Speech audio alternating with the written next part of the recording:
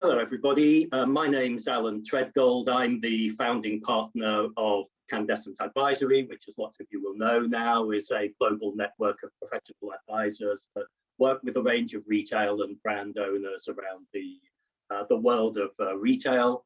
One of the things that we like to do in Candezent is keep ourselves informed and keep our friends in retail and brand markets informed of changes and themes and trends that are happening in retail by talking to leading practitioners in the retail industry. So Candezent in Conversation came out of that idea, and I'm so delighted today to be in conversation with Selvane Mohandas du Ménil, who is the Managing Director of the International Association of Department Stores based in Paris. So Selvane, thank you so much for joining me in conversation today. Thank you, Alan, for your invitation. I'm happy to be here. It's lovely to have you. And I think that we are close to your first anniversary as Managing Director of the International Association of Department Stores. Indeed, you're very well. I mean, you're strong. I joined on the 15th of June, so it's going to be it's almost a year. Yeah. Okay, well then it feels very timely to be talking. But perhaps before we do that, Selvane, just introduce, if you would, yourself and your own background that brought you to the association, and perhaps explain a little bit about the activities and the organization of the IADS. Yes. So basically one thing which might sound peculiar, but I'm not coming from the department stores world. I've been doing business all my career with department stores because I've been working for 18 years or so in brands. So I spent 2 years at Louis Vuitton in product development, then 7 years at Yves Saint Laurent working in international franchising development of the network and wholesale for a zone that encompasses that ranges from the UK to China and Australia, including travel retail, which allowed me to travel a bit. And then I spent 6 years at Sonia Rykiel as commercial director and then director of development. And prior to joining the IADS, actually I was the deputy director of a perfume company called D'Orsay. It's a French heritage brand that was relaunched. And the reason why I'm here is that because after so many years spent selling fashion and luxury goods, I just realized that perfume was not an industry that was as thrilling as, at least for me. So this is why when this opportunity to join the IADS came up, I decided to jump on the occasion because it sounds very exciting, and actually it is. I just can't believe that it's been a year already. It's exciting in a Chinese way of may you live in interesting times, or because these have certainly been interesting times. Yeah. The thing is that I haven't, to be honest with you, I haven't seen time has been flying during this year.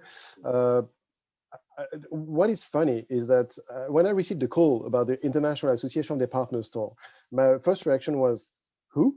Basically, I know all the members. I made business directly with them, with like 80% of the members that we have today. But I had never heard of that association before, and now I understand why.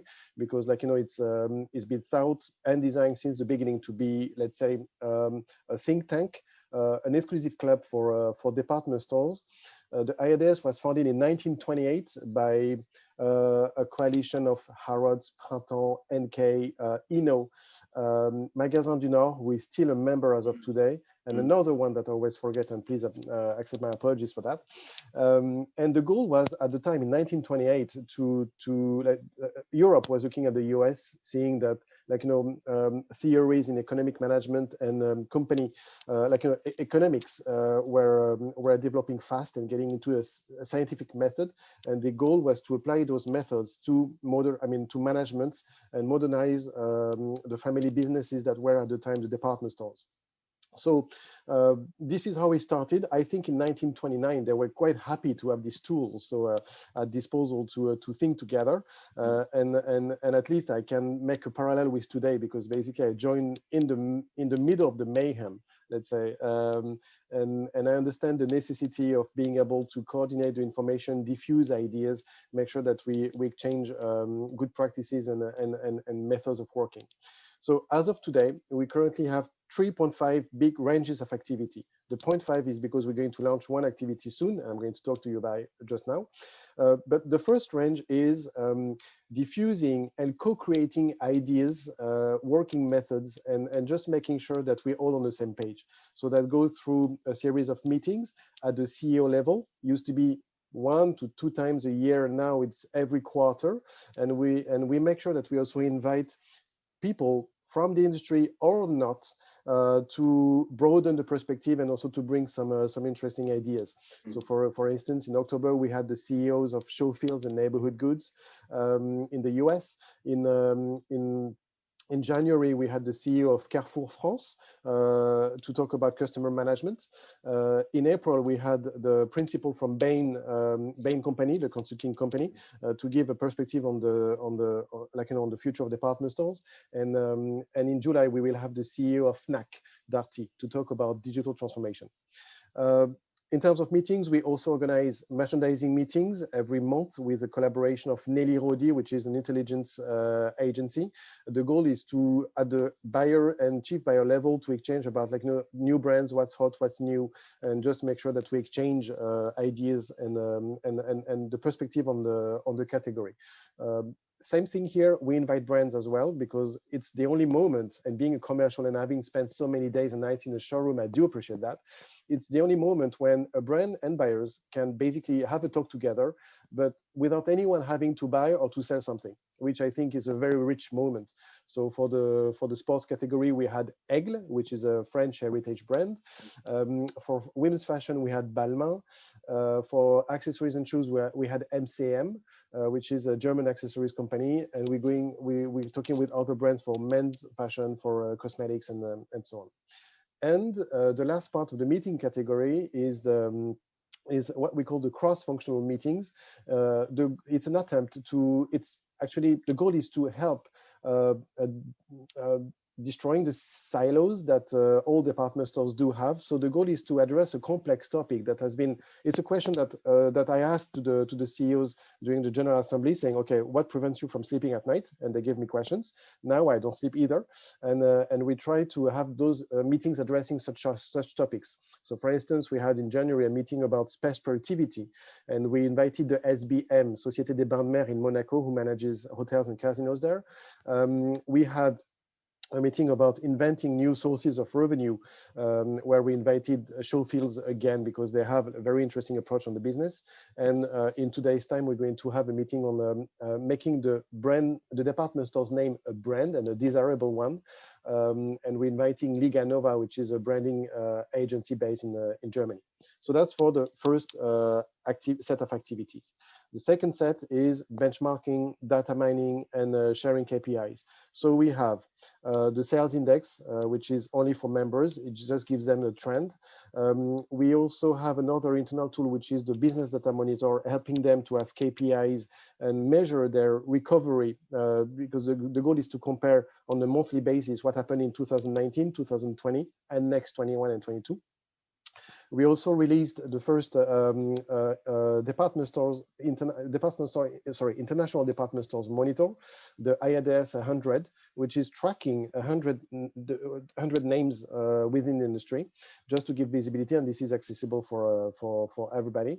And we have a website and a newsletter where we do exclusive research. We just share information. The third range of activity is the academy, where we invite talents from our members to work together on specific topics. And the 0.5 range of activities is a new project. We're launching a digital platform helping the buyers to find new brands and new products. So this is going to be announced very soon, and I'll make sure that you know, Alan, whenever this is official. As of today, we have 12 members, 5 in Europe, 3 in Americas, in South America for now, and 4 in Asia. So we have in Europe, Galeries Lafayette in France, Corte Inglés in Spain, Breuninger in Germany, Manor in Switzerland, and Magasin du Nord in Denmark. Then in Americas, we have Palacio de Hierro in Mexico, Beko in Venezuela, and Falabella in Chile, mainly. And then in Asia, we have the Mall Group in Thailand, SM in the Philippines, Sogo in Hong Kong, and SKP in Beijing.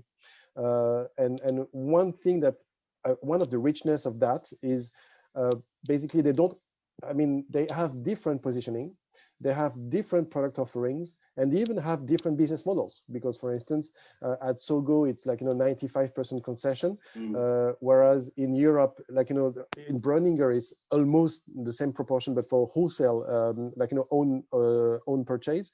So that allows to have richness in terms of exchange and methodology. So that's great.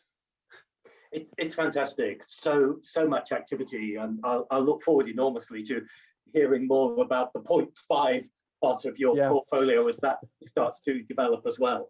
And one thing that interests me in particular, and maybe we start by talking about the theme that has dominated our lives and your members' lives for the last 12 months and a little bit before your time in the association, obviously COVID pandemic and the lockdowns. And I'm curious, Selvane, given the breadth of geographies covered by your members, do you see any common themes in their responses to the pandemic? Or is it more different responses that are in a sense more persuasive than the commonality of responses, given the different geographies and positions you mentioned?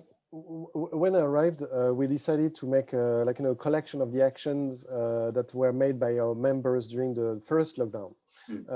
Because I joined in June, so in the middle of the crisis, and in October I thought we thought first that the world will be reopening by then. So this is why we wanted to draw some lessons. That gave birth to a white paper that is available to everybody. We just send us an email or on our website. And actually, one thing that struck me at the time is that by collecting those actions, we just realized that all the department stores, all the companies had the same vision and the same ranges of activities. They were all concerned by four big topics: the local community, because the department store is part of a society. It's literally rooted somewhere.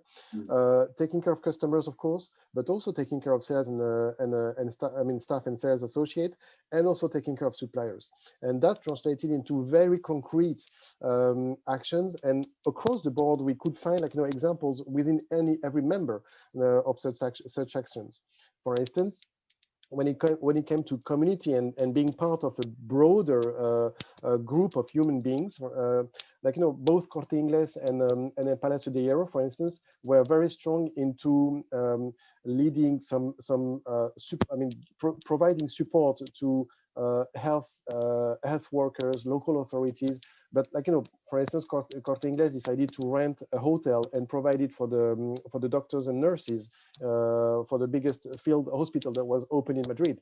Whereas Palacio de Hierro, they decided to buy production from local farming families to support local activity and to to provide the food for free to people in need. So it was just to say, look, we know that we're part of a bigger story, and we have been part of that story for a while. So we just take our share of, our share of the burden, let's say. When it comes to taking care of customers, across the board, they've all been very creative into finding solutions to make sure that first customers were feeling safe, that they also knew that they were concerned for them. So, for instance, SM in the Philippines decided to just to call customers for free. Let's say, just saying, "We hope you're okay." And during those calls, actually, customers said, "Yeah, we're okay, but we cannot go out and we need to buy things. So try to find a solution." And this led SM to create literally out of the blue, a new channel of distribution called Call to Deliver. It's a unified number. You call that number, and an SM associate calls you back by phone, by FaceTime, by WhatsApp, by Viber, by email, by SMS, by whatever, and gives you access to the stock in the whole store. And that proved very efficient for senior citizens, for instance. So, taking care of customers is key. Also, taking care of sales and staff. All the members found creative ways to show concerns. One thing that all CEOs told me when I arrived was, look, I've decided to implement such health safety measures for my staff. We measure them, we provide them with support, we just make sure that that they're okay, as well as their families. Yep. The CEO of Palacio de Hierro, of Breuninger, or Galeries Lafayette decided to have a direct link with the staff by talking to them on a weekly basis and answering the questions. So it's really like, you know, being able to recreate the link and just to make sure that yes, we are part of the same adventure. And when it came to suppliers, same thing. I mean, there was this kind of solidarity feeling between everybody. Like, you know, department stores and suppliers were like, wow, everything is closed. What do we do? This led, for instance, Manor in Switzerland to set up a suppliers conference every week to discuss very transparently on every issue, be them deliveries, payment, like postponing actions and so on. And that, like, you know, that led to establishing, hopefully, and I hope that is still the case today, a new kind of relationship between brands and stores. So that's, I mean, overall, I would say that really communities, customers, sales and staff, and suppliers were across the board the four main ranges of activities where we didn't need to ask questions to our members. I mean, whenever we got the feedback from what they were doing, it was clear that there was a common trait between all of them. Yes. You know, when I hear you talking like this, about real world initiatives to genuinely support the customer, to genuinely work with suppliers, to see yourself and your store as part of a wider community, it leads me to feeling really very positive about the future for your members, maybe the outlook for department stores. If you take those things and those attributes and you keep moving forward with them, with better supplier relationships, with closer contact to your customers, with maybe an even more caring attitude to your staff, with a sense of your role in the wider community. Do you have a similarly positive view to me about the outlook for your members as we start to emerge into some sort of different, more normal environment?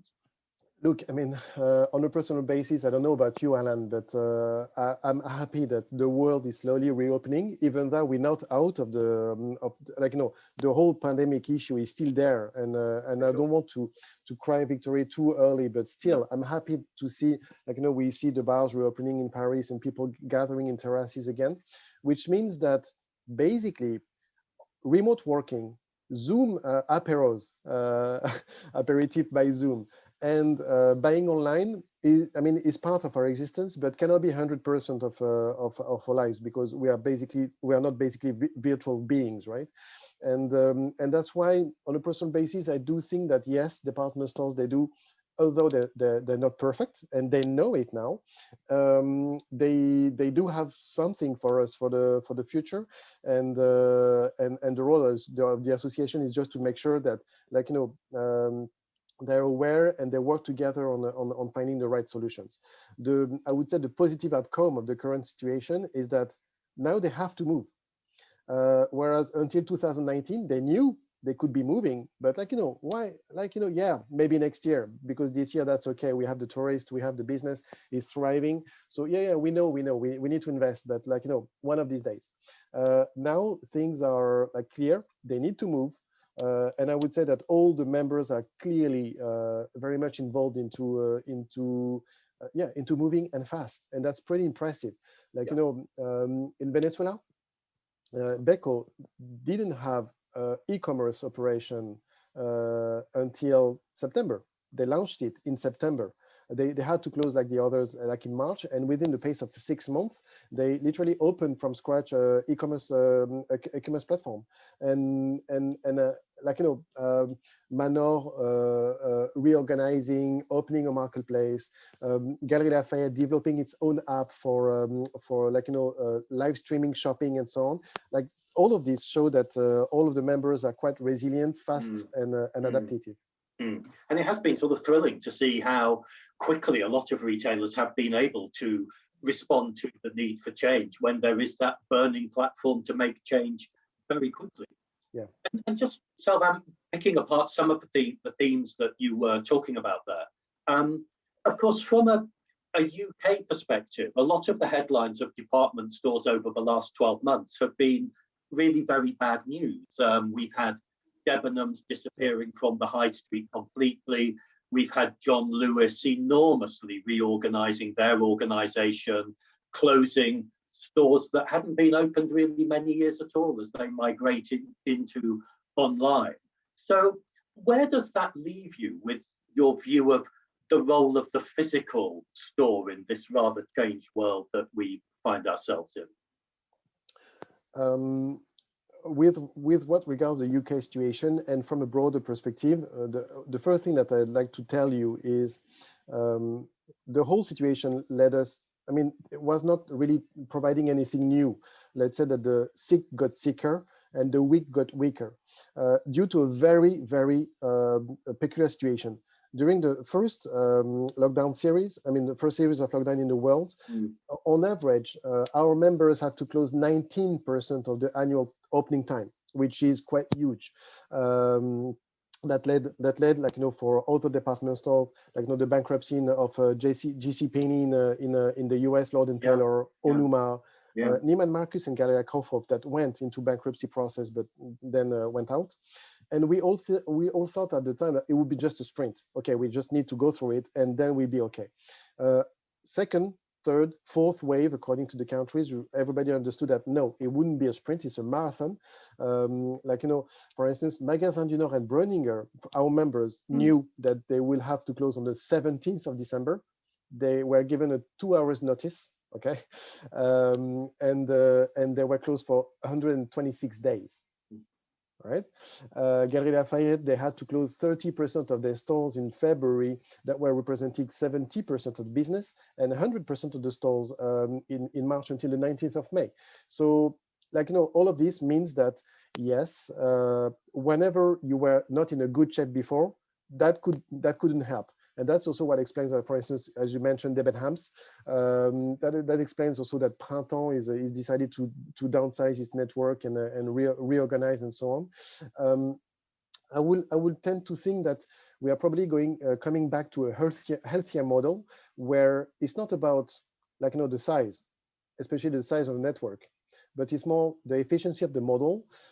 It's more where do you place the store in the customer's journey, and what is the store about, by the way? You know, what is the question? I mean, that's the key question, and I know that the members are very, like, you know, thinking into that is, okay, where do I position the store in my customer journey? How do I address omnichannel in a proper way? And how do I, like, you know, create what we call an ecosystem? The store used to be the final destination. As of today, if you're a customer, you have many options to buy something, right? Like, you know, the easiest being Amazon, let's say. But, like, you know, I would say that if you go online, it's probably because those are products that are not really committing from an emotional and experiential point of view. If you're buying products that are more meaningful for you, meaning not commodities, then it makes sense to look at what retailers do have to offer. But then again, you have a lot of options between all retailers. So that's why now what we think and where we want to push our members to reflect about is, okay, what do you stand for? What are your values? What is your name? What do you want to carry in terms of like, you know, not competitive advantage, but, like, you know, what do you want your name to mean to the customers?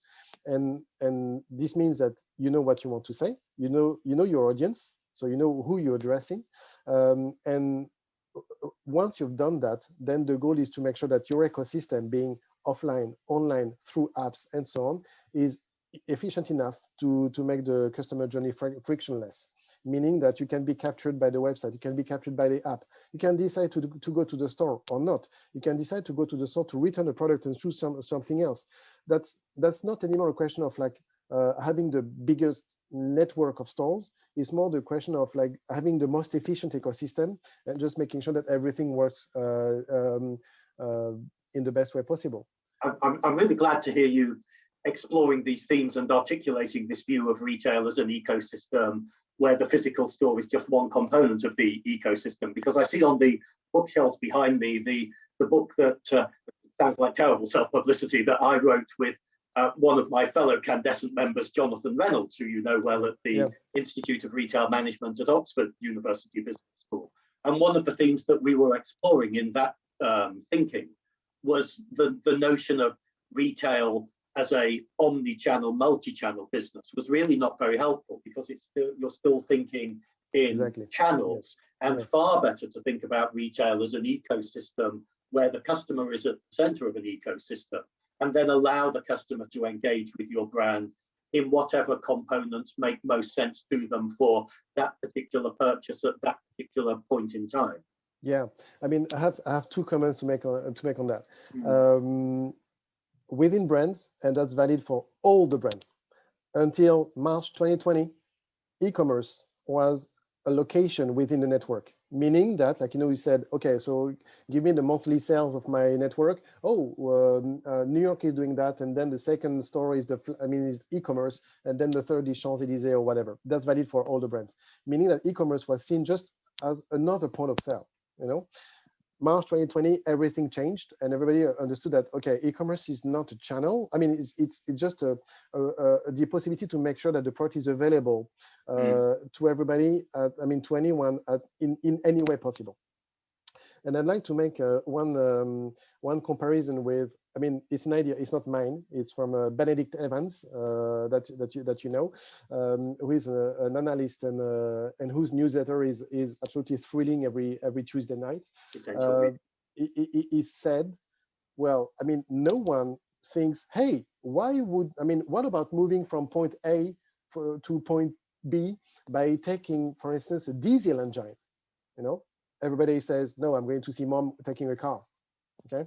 So in the same way, no human being, no customer says, hey, why don't I go on the offline channel to buy something and or see what they have on the e-commerce channel and just try to compare the numbers? The prices, they're just like, hey, I want to buy something. What is the easiest, quickest, and most convenient way to do so? And for years, retailers were thinking, okay, I have my online channel, I have my offline channel, how do I articulate everything? Whereas actually it's something like, no, the merger should be more important than that. And I think that everybody understood that now. And do you see that desire to bring different touch points together accelerating amongst your members as a consequence of the environment that we now find ourselves in? Coming back to the example in Venezuela, for instance, Venezuela used to be strong before having an e-commerce, before having the e-commerce website. They were already selling through Instagram. And to whom? To Venezuelan people living outside of the country. So they were seeing what was promoted on the Instagram, and they were just like liaising with via private messages to with Beko, saying, "Can I buy this? And can I have this delivered to my aunt or nephew in the country?" When Beko launched their website, they already had this knowledge of customer. This literally a treasure in terms of being able to define the best offer and to the right person and so on, and this is what they did basically. And as of today, they're going even further by literally mixing everything together, hosting live events into the store, just making sure that it's visible on Instagram, making sure as well that the website is having the right offer at that moment, and that translates into very good sales. Once again, the call to deliver initiative in the Philippines is for me always the best example, because it's literally giving access to the stock that you have in store. So it's 1 million SKUs, not the stock that you have on the e-commerce, which would be 100,000 or 200,000. So literally a much bigger offer, just making it available to anyone, even if you cannot come to the store, and that proved extremely successful for the senior citizens, to the extent of generating between 10 and 15% new orders on a daily basis. And this is now a new channel which is coming as a complement to the stores and to the e-commerce channels. And it's fantastic to hear those specific examples, and it leaves me wondering again, what then becomes the the role of the physical store in this changed landscape. And there's been quite a lot of research from various countries over the last sort of 9 months that I think is largely saying the same thing. When you talk to customers in a whole variety of sectors, not just department stores, about their view of the physical store, then priority number one is I've got to be persuaded that it's a safe environment. But priority number two is that I also need to be persuaded that it's an interesting environment, and that it's an interesting enough environment to persuade me not to do my shopping entirely through my laptop or on my mobile. How do you see that playing out for department stores in their physical form? For what regards, how do I make sure that I'm in a safe environment? I think that department stores have been quite exemplary across the board, and I'm not talking about only the members, but across the board, they knew that they would be put in the fire if anything happened. For me, within the members, one thing that struck me is that, of course, all of them are still monitoring very closely the maximum numbers of customers authorized in the stores. But Magasin du Nord went even further by having yellow jacket guys. Being French, a yellow jacket sounds something else, but yes, and they had distanciation guides. Within the stores, and their job was to say, hey, don't gather, don't make a cluster, just make sure that you're spread over the surface. And that was so interesting that the minister came into the store to congratulate Magasin du Nord. They went on TV because everybody thought that's great, that's a great initiative. And all department stores in the world were equally creative into finding ways to ensure customers that yes, you just can come because it's going to be safe. Now, to answer the second part of your question, I hope that I'm not disclosing anything. But before you putting on the recording button, you just told me that you were just waiting for the moment when you can take the Eurostar to come to see Samaritaine. I really am, Selvane. I can hardly wait. and it's the same for me. To be honest with you, whenever I'm coming to London, I'd like to say that my partner is crazy about it, because she's like, why do we need to go again in a store? I mean, that's crazy, right? To hear that, but anytime that's the world we both live in. Anytime I'm going to London, I just can't wait to go and see what's happening in Harrods. I want to see the new chocolate bar. I want to see the new men's section. I want to go and see Selfridges. I mean, to my dismay, I had never the time to go to the cinema at Selfridges, but I want to do that. I want to see people getting married at Selfridges. That's incredible. Yeah. And I want to see what's going on at Liberty. So I would like, the thing is, it's all about a question of experience. So yes, we cannot be bland. We cannot be whatever. We just need to be special. And it comes back to, who are we? Why are we talking? And by the way, to whom are we talking? Okay. And whenever you define, you find your answer to who are we and why are we talking, then you're getting to, okay, so we're going to translate that into an experience. We're going to translate that into reason to come to our stores. For instance, Corte Inglés, I would say that they're quite advanced into their ecosystem. The Corte Inglés, they do housing, they do banking, they even provide internet access. They do insurance, travel. They're a travel agency. They have stores, they have supermarkets, and they have regrouped that into an app. Okay, so basically it means that if you're Spanish, you can just use the app and you're happy, and you're going to get your products and so on. When they decided to open the new store in Castellana in Madrid, that was in December, actually that generated such a crowd. People wanted to see the place, wanted to have the new experience, that actually they had to call the police to disperse the crowd, because they were a bit bothered that would be they would have too many people. When you see what Galeries Lafayette is doing within the center of Paris, by having the BHV connected to Italy through a lot of little passages through the buildings and stores that are it's all about giving reasons for customers to come to enjoy. So they go through experience. So they go through basically it goes to, we're not selling stuff anymore. If you sell stuff, you're dead. Okay, because one guy is selling stuff very well. His name is Jeff Bezos until June. Until June. So just picking up that theme some more, you talked earlier about your 12 members having somewhat different business models. And I recall hearing, not amongst your members, but a number of department store operators around the world over a number of years saying, well, frankly, if we didn't own our real estate, we probably wouldn't have a viable business. And so when I hear you talking about the physical store as a place for more entertainment, where there are cinemas and weddings and internet cafes and so on, and it takes me to wondering whether, if the future of physical department store retailing is about entertainment and experience rather than purely about the transaction, does that require a certain type of business model to be able to do that in a cost-effective way? We're coming back to this notion of omni-channel, in the sense that yes, the goal is to provide experience, to provide entertainment, because this is what people are looking for on a physical basis. But just making sure as well that within the ecosystem we're able to process a transaction in a way or another. I'll just give you an example, which is not coming from the department stores world, but which I find quite telling. It's the brand Canada Goose. They sell down jackets, for winter. Yeah, absolutely. And they open the stores in Toronto, where it's a store where you cannot buy any product.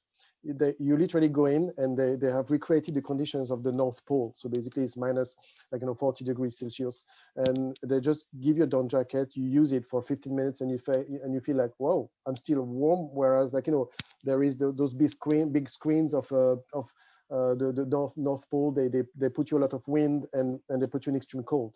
Whenever you go out, you just give back the jacket, right? And you cannot go home with the jacket. However, whenever you get out of the store, someone is just slipping into your hands an iPad, and if you want to order it, well, you can do so, and it will be delivered to your home. That's what I call efficient omni-channel strategy. You just come and the transaction that in the old days you will have done physically on the spot, well, you're still going to do it, but in another way. And that's why, the mix of technologies, the use of digital, which is not an end per se, but a means, is all of this is here to help the ecosystem to be financially performing. Mm-hmm. Just staying on this theme a little bit, when you were talking about your members, some of these sort of great names in department store retailing, and the thought occurs that in the stores that I'm familiar with, a lot of what they have in common is that they're very iconic stores in Paris or Madrid or Copenhagen, Manila, Bangkok, and so on and so on. And one of the themes that we're hearing a lot about, again being slightly parochial in the UK, is that as we re-emerge, then the world is going to look rather different, and in particular, far more working from home, maybe less going into those central locations. And of course, the retail concern is, well, maybe I'm looking at a future where my foot traffic is going to be significantly less than I've been used to. And if you're in specialty retailing, maybe my foot traffic is going to be so much less that it just challenges the fundamentals of why I ever had those stores in very expensive, formerly very busy central city locations. And I'm wondering if that's a concern when your members are talking and sharing their concerns, whether this is a concern that calls into question the viability of those stores in their city centre location. I have many things to say on that. First of all, I would say that the name of the game, once again, is to make sure that you give good reasons for customers to come in, to come in again, and to come in again. For that, with that in mind, for instance, Selfridges is doing a great job. You have reasons, even if you live in London, you have reasons to come back because they're always saying something new. They always have a new initiative. You even feel good because they're quite strong in terms of sustainability, which is also a topic that we see across our members quite strongly. But having said that, I would tend to think, I have three things to say. when it comes to working from home and having different flows of traffic, you're right. People are probably going. I mean, new working habits are probably going to stay. However, for a year and a half, we've been told in Paris, for instance, that the prices were of the real estate were decreasing. That there was a rush to the countryside, and people were looking to buy houses instead of flats in Paris. Yeah. It's been 2 weeks now that the price is telling us the contrary now. Oh, actually, the prices have been rising for the past year, and real estate is as much in tension as it used to be in the past. And it's true that for a year and a half, when you see a city, especially Paris, without bars, restaurants, theaters, movie theaters, or operas, you feel like, why am I here? But whenever things are starting again, I'll be curious. I mean, we could have this conversation in 6 months' time. Now, when it comes to tourism, same thing. I don't know anyone here in my entourage that is not saying, I wish I could take a plane and go somewhere. I mean, I just want to go somewhere. And Anywhere. I think, yeah, and I think that as soon as this is going to be possible, we're going to do so in a new way. When I was attending the Financial Times conference on tourism, and all professionals were saying, we expect tourism to be a bit different. We expect even, for instance, business travels to be different, longer, mixing more personal travel and professional reasons. And for these people, you still need to make sure that they have access to an offer a product. And where can you find that in the most efficient way? That's in department store. Yeah. So the story is, yes, you'll probably have less traffic. We already saw that. For instance, Manor, Breuninger, Magasin du Nord, Palacio de Hierro, even Galeries Lafayette, when they had the possibility to reopen, that was either in September, October, or November, and even now, we know that we have between 10 and 15% less traffic than pre-pandemic, than in pre-pandemic period. But at the same time, the average basket and sales are either on par or slightly increasing versus the same period, meaning that the people that came in decided to buy more than usually. So that's why I think that we are currently still in the midst of the crisis. It's still difficult to draw lessons, to draw lessons and understand where we're going. But my personal feeling is that actually people are still craving physical experiences. People are still they still like shopping. Yes, they understand that online can be more convenient, that online can be more comfortable as well, but that online won't be giving you the experience that you can have in the store. So they will just be adapting to that. And retailers, they need to understand that. So once again, it's making sure that they know who their audience is, how they need to address them, and just be efficient in doing so. The ecosystem, for me, the ecosystem is key. So these are really the skills that you see as being most important to ensure the long-term success of your members and indeed the department store sector more widely. I have an example to give you. In France. Neither Galeries Lafayette, Printemps, or Bon Marché do e-commerce on fresh goods, on food. They have incredible food emporiums. I mean, they have gourmet sections which are extremely nice. During the pandemic, they just lost an opportunity because basically they were leaving the market to specialists. This is the kind of topic that they need to address now. Because I would be happy to buy something fresh from Lafayette Gourmet or from La Grande Épicerie and so on, but that's not possible. They just don't do it now. Yeah. So looking a bit further forward, and I'm envisaging a rather different world that we are starting to emerge into, but of course still very nervous on behalf of your members in less favoured countries. And thinking about the fact that the next significant anniversary for IADS is, I guess, 2028. So thinking further forward, what do you think are going to be the attributes that will define successful department store retailing over the, let's say, the medium term up to 2028 and beyond? What are the capabilities that are going to be needed? I think that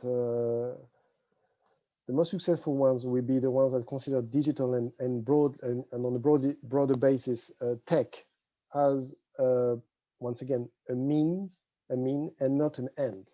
Meaning that going digital doesn't have to mean that yes, I do e-commerce, or yes, I do have a marketplace, for instance, even though that's important.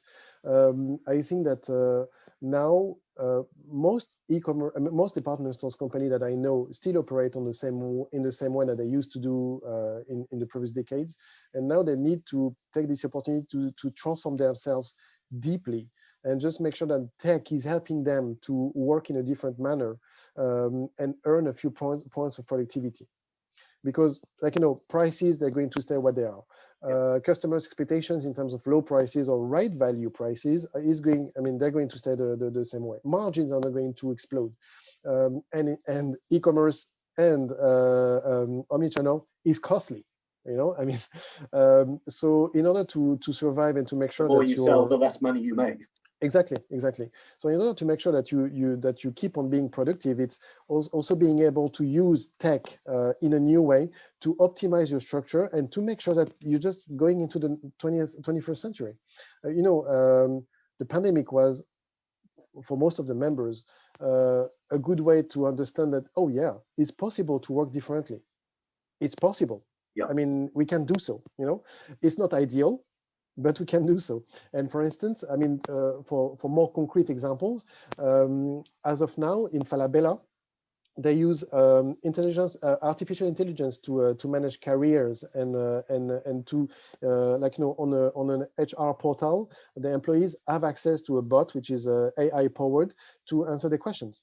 They are doing the same in Magasin du Nord, for instance, using new softwares and new technological models help them also to be faster in terms of getting the information for each product and transferring that information in all channels. I remember when, you spend the time in a showroom giving to the buyer from department stores, is he or she is entering in an Excel file. Okay, so that's a white shirt in cotton from wherever, in size whatever, blah blah blah blah. And as of now, you just don't have the time to do so, right? So you need to find the right way to get the information from the brand and then transfer it on a real-time basis to your stores, your e-commerce, your marketplace, and all the other sections. And that's how you can gain some productivity points. The thought occurs that these skills, data analytics, AI, tech more generally, managing supply chains efficiently, these skills are much in demand, and retail historically has not often been a preferred locator of those skills. A lot of those skilled people just don't want to work in retail generally, and I'm wondering whether skill shortages or the expense of finding very good quality people and then keeping them is a problem that your members identify, or perhaps not. Yeah, two answers to that. We as an association, we try to expose our members to innovation. So we source interesting startups. We think startups that are interesting for our members, and we make sure that they are able to talk to them and to show what they do. The notion of HR is also something key, because yes, during the pandemic, a lot of people, just like in the other industry, said, I want something else for my life. So I like you guys, but sorry, I want to change and I want to do something else. So yes, they're facing that. However, I would say, and that's not me particularly, but also someone like Andrew Jennings that you know, who said yes, that of course. Who said that last week. Said, retail has never been that exciting. You read the news every week and you feel like, wow, things are moving fast, and that also relates to the role of the salespersons. Well, the old sales associate, as we know it, that role is dead now. we know it. Because when we say that the stores have to change, that they have to provide entertainment, advice, experience, I mean, customers are even more informed sometimes than the salespersons on such and such products. So it means that we need to rethink and to reset the role of the salesperson, who is going to be at the same time a psychologist or a nurse, like, you know, answering the need to reassure the customer on safety, brand specialist, entertainer, doctor. Sometimes, like, you know, you even have to, you even start to see some health initiatives on the retail space in the US with Walmart, or in France with Monoprix. I mean, you're going to have a diversity of roles, which is also going to be supported by tech, which means that the job is going to change, and that's quite exciting. Yes, yes. We need to draw to a conclusion. I could talk a lot more, but I know that you can't. I'm thinking it's over 90 years that the IADS has been in existence. It terrifies me to realize that I've known the association for at least 25 of those 90 plus years. And I suspect that over most of that 90-year period, there hasn't been a time when the future of department stores hasn't been questioned. The thought occurs that so often the future of department stores has been questioned by the emergence of shopping malls, the emergence of hypermarkets, the emergence of online. Looking towards your next significant anniversary, 2028, how do you feel about the future for department stores? How do you see the future for your members and the sector more widely? Well, I think that the future for department stores is going to be made of hard work, of a lot of time and energy. I think that the CEO members of the association, I mean, they still have some sleepless nights to, I mean, coming to them, but I also think that is going to be super exciting. One thing which is very interesting is that actually, you know what, the notion of what is the future of department stores has been a topic. When I look at the archives of the association, it has been a topic for a while. But, like, you know, we are in a moment when we have more means, we have more opportunities to find new ideas and literally do them, like, you know, in a real way. For instance, for the association, we literally have carte blanche now in how to address the topics, how to help the members, and I think this freedom of action and this ability to source new ideas and make them real is something which is going to be a game changer. So I'm quite excited actually to be there now. The thought does occur to me that many people have said to me, not least Andrew Jennings, that to be in retail at all, you need to be an optimist. And I think that exactly. Never has that been more true. Exactly. Selvane, I know that we need to leave it there. It's been an absolute pleasure. I feel that I've known the IADS for a very long time, but the IADS is one of those associations that, as you said right at the start of our conversation, tends to sit in the background being supportive, yes, rather than one of those associations that is in the foreground. So we don't tend to hear a lot about the association and the leader of the association's view on the outlook for your members and the sector. So it's just been such a privilege to hear views that we don't normally hear. And to hear such tangible examples of great initiatives that your members are taking, and to feel that the IADS is being led by somebody with such a compelling vision and such a tremendous amount of energy, and that your members are developing and implementing lots of initiatives and moving more quickly than they've done in the perhaps for a very long time, and that leads us to a great sense of positivity for the outlook for the sector and for your members. So it's been just super enjoyable, a great pleasure to have this conversation. Selvane, thank you so much for indulging us today. The pleasure was mine. Thank you very much, Alan, for this very nice talk. Thank you. Thank you so much.